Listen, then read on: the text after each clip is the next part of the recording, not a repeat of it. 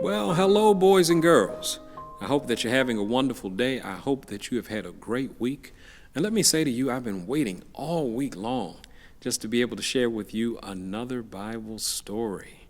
I have a wonderful story for you today, and remember that I'll be reading to you from the Tiny Truths Illustrated Bible by none other than Joanna Rivard and Tim Penner. Today, the story is going to be about the prodigal son. The prodigal son. Let's dive in and see what happens. This is another story that Jesus told about what God is like. Once there was a man who had 2 sons. The youngest son wanted to leave home. He wanted to be far from his father and brother and do whatever he liked to do. So he went to his father and said, "Father, give me half of your money. I want to leave home."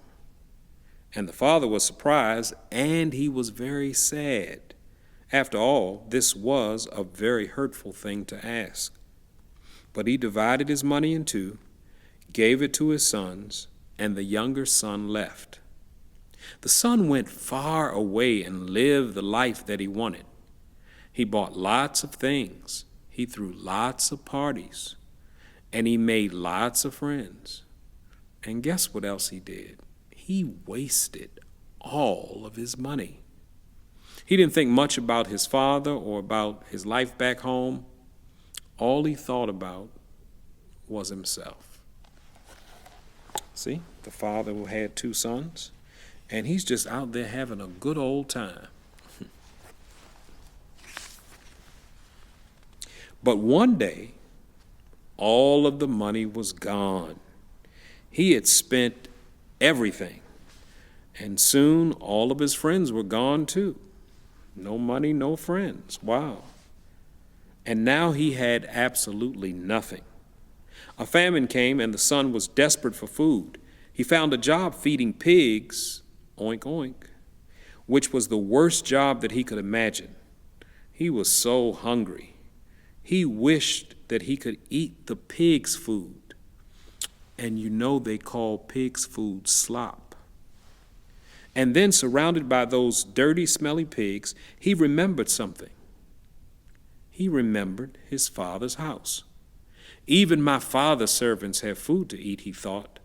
I will go home, say sorry, and ask my father to give me a job, and then I can eat again.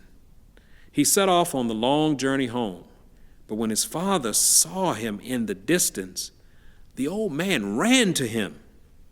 You see, he had been waiting for his son. The father threw his arms around him, hugged him, and kissed him. He simply could not hide his love for him, because that's what good parents do. They love their children, no matter what. See, he finds himself where the pigs are, and then, of course, he finds himself coming home. Father, I'm sorry," the son started to say, but his father didn't let him finish. He was bursting with joy and excitement. Quickly, the father shouted to his servants, "Give me a special robe for my boy.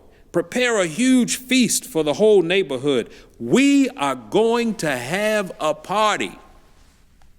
My son was lost, and now he's home. And the older brother heard the music and dancing and wondered what all the fuss was about. And when he heard that the party was for his brother, he was angry. "I've worked hard for you my whole life," he said to his father, "and you have never thrown a party like this for me." "My son," said the father, "you are always with me, and everything that I have is yours. But now is the time to celebrate, because your brother was gone, and now he is home. He is back where he belongs." And that's how God feels about you. He loves you just that much. All he wants you to ever do is just to come back to him. Even when you make mistakes and you fail and you flunk and you don't do the right thing, he wants you to always come back to him. He loves you, and you're the apple of his eye. Remember, God has you on his mind, and you are very special to God. Well, that's how God feels about us. Now you have a great day and a great week. Until next time. And then guess what? I'll have another Bible story just for you. Bye-bye. Take care.